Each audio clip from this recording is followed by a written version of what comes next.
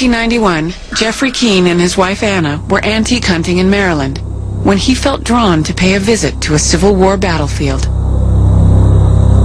I had never read a book on the Civil War or a magazine or anything.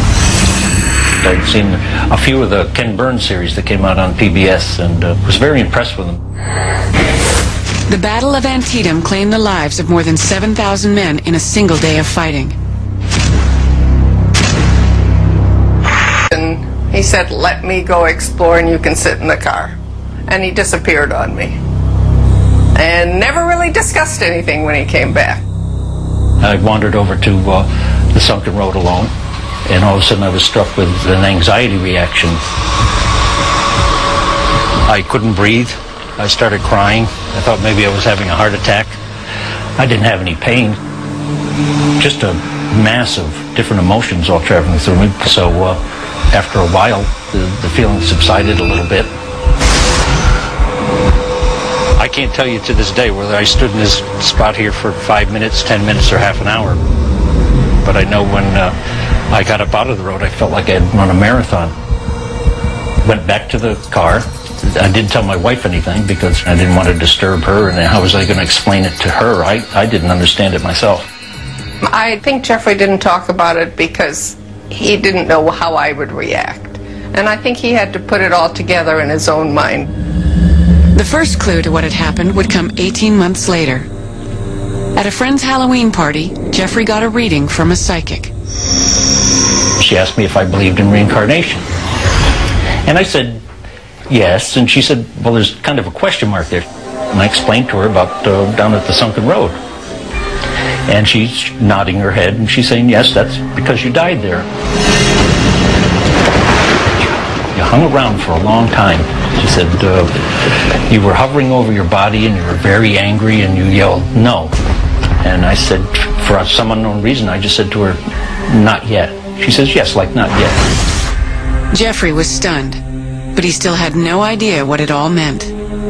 So I just figured that was it. The soldier died, and on the way home, my wife had asked me, she said, what kind of soldier do you think you were? And I said, I have no idea. So the next day, I remembered the Civil War magazine.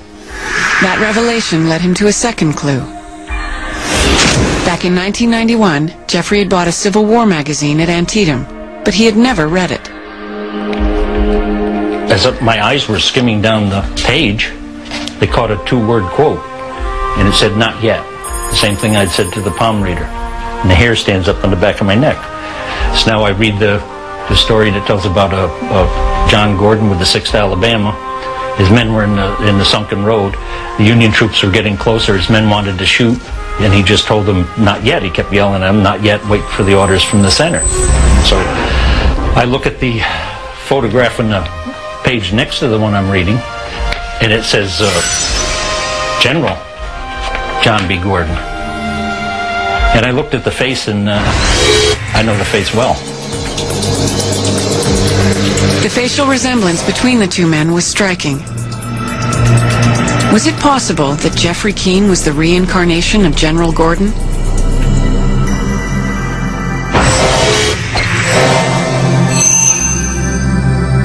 There was a period for a week or two where you start maybe questioning your own sanity, or you're just imagining things. My initial reaction was I thought he was absolutely crazy.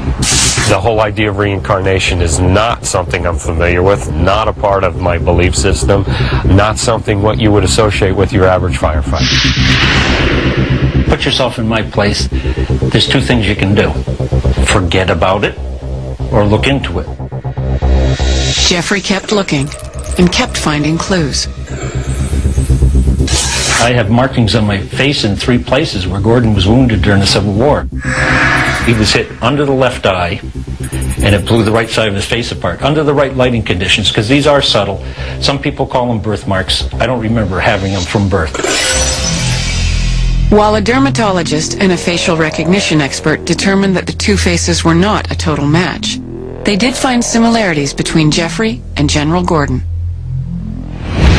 When you overlay these pictures, it does appear that these two gentlemen have similar facial symmetry. profiles of people do not vary that much in size and shape to a certain degree. Many people can have the same type of profile. Of the upper face as a whole, which represents the eyes and the nose, is pretty high when we compare the photograph of Jeffrey Keene and General Gordon. I don't worry too much about whether the people think that this happened to me, and as far as I'm concerned, it's proof to me. But just looking like somebody else doesn't mean you've been reincarnated. In addition to facial marks, Jeffrey has marks and scars on his arm and leg that also correspond to wounds suffered by Gordon.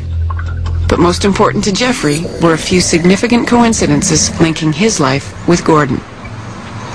When I started studying about Gordon, things from the past, all through my life, I started coming across these parallels of things that had happened to me. One such experience came while reading the book Gordon had written about his experience at Antietam. I did read the portion on the sunken road, and I was to find out that where I had that bad experience was the exact position of the 6th Alabama, which was John Gordon's unit.